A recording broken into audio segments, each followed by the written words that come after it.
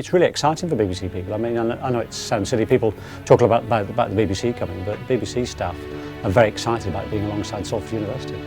So it's something that's been a long time in the making, as these projects always are, and a long time in the designing, but it's a very exciting piece of the action to be involved in.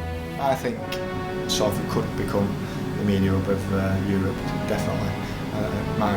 I would say, why not?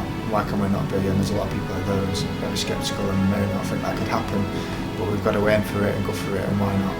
MediaCity UK, the Vegas of the North, Salford's own Dubai at this expansive site in Salford Quays. Its inception has been the catalyst for the creation of jobs, opportunities, partnerships and a new media culture that's changing the shape of Salford in every sense. But what will the impact be of this 1 million square foot, 36 acre project on the surrounding community when the gates are flung open in 2011?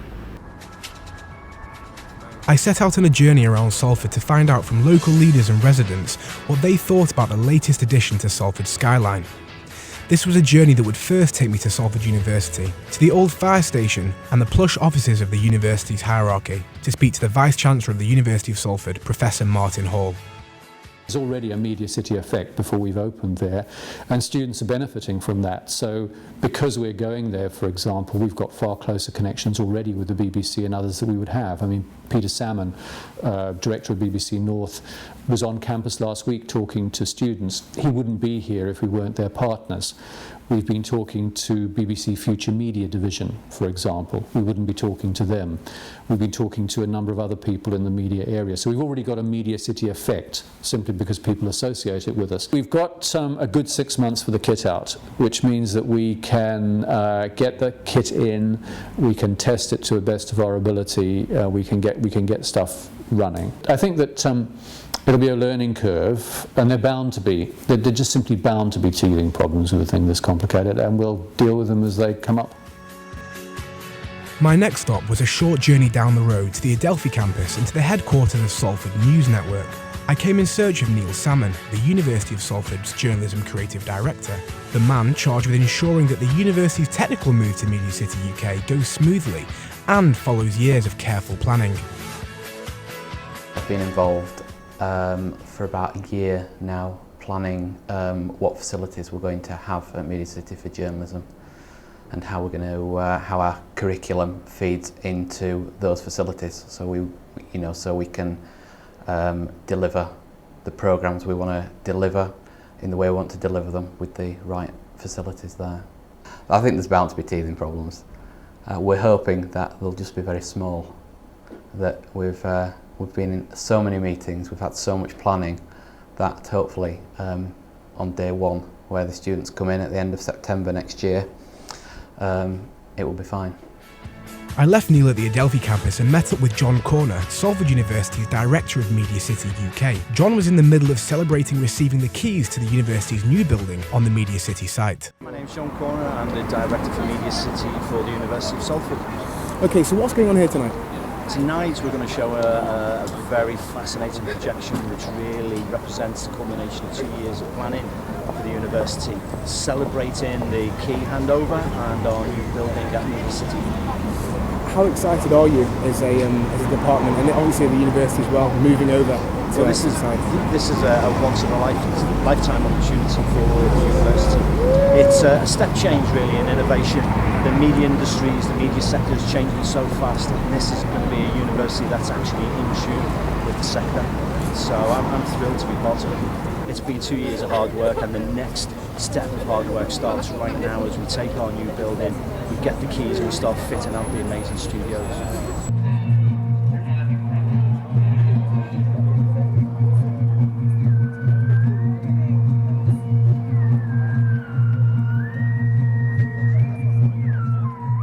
This was an exciting projection that marked the beginning of the university's newfound space on the banks of Salford Quays. A crowd of over 100 students gathered to watch the occasion that even the local media saw worthy of a trip out in the freezing conditions. John had the keys and the move could finally commence. Salford University's journalism department could now boast about their proximity to the BBC and the opportunities for collaboration this would present. The next part of my journey saw me in front of Peter Salmon, the director of BBC North's MediaCity move. The thing you've got to hope is that just by the BBC being there and having this very strong physical presence for many, many, many years, it'll raise people's, lift people's heads a little bit, make them feel they want to attain these great things. I mean, already you're seeing in bits of Salford, kids doing kind of slightly better, going for things that they might not have gone for in the past because they see the BBC's coming, or they see MediaCity's coming, or they see the university there alongside us, and they want to be part of it. And that's what this is all a part of. It's raising people's aspirations. I was back in the car and on the road to find these raised aspirations. Where better to look than MediaCity itself? Well, I guess we're all hoping there's going to be some jobs generated from it. Every part of the country needs better employment, so hopefully there will be employment opportunities for Salford, Trafford, Manchester. It's the first time we've ever been around here. We live in Stockport and we're absolutely gobsmacked, so I think it's going to be brilliant for the area. Obviously bringing extra business and things like that, so it's been really good, hasn't it? We enjoyed ourselves. It will improve the economy of the community. It's bound to, because you're going to bring in new jobs, there'll be less unemployment. So I think that will be very, very useful for Salford as a community. And hopefully what it might do is it might get more youngsters involved in this area. It might lead to more opportunities for young people to get into this area of the economy.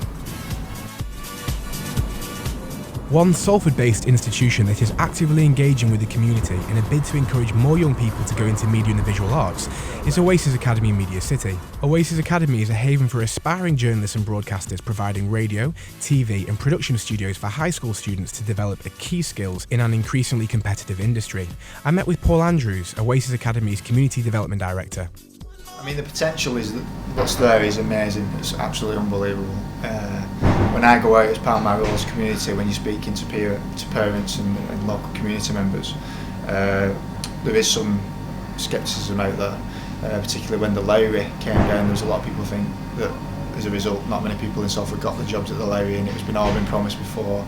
But we're hoping and we believe that with this kind of development, there'll be a lot more opportunities, and it'll just take time for people to believe that they can actually get the jobs and the opportunities down there. We've got a lot more organisations coming in doing filming with the kids, teaching the kids how to use more media, doing a lot with the Radio Waves project, the BBC School Reporter projects that are already out there. So we're engaging with a lot more media activities with the kids, but also we're working with the likes of Salford University and from Salford College, obviously Salford University moving down there and a lot of media down there, but also Salford College as well. So the plan is that we'll work in collaboration with them too, as well ourselves, offering an all-in-one, if you like, educational package where they can literally start and go straight through. On leaving Oasis Academy, Paul got me thinking about the influence that a project like MediaCity is having on non-academic institutions.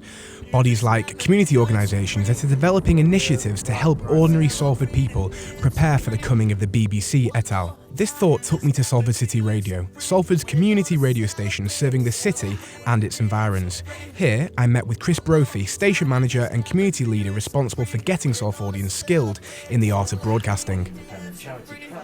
We're setting up a few initiatives to train people up in preparation for the launch of MediaCity. We've just started teaching some of the schools around Salford, so we've just done a pilot training session called Beat the Bully. It was anti-bullying week recently, and we invited 6 schools out of the 103 schools in Salford to come down here and learn how a radio station works, and to do a feature on anti-bullying, and they absolutely loved it. That just doesn't just show them how to work in a radio station. That helps them with things like time management and organisational skills, team building. So that kind of stuff is not just useful for when you're going for a job at, say, MediaCity, but it's certainly beneficial in all walks of life, no matter what it is you wish to pursue. So it seems MediaCity UK is creating more than just jobs and office space.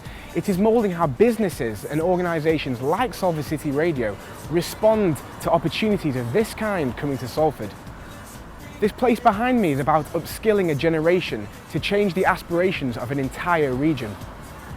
For Salford News Network, I'm Martin Baxter.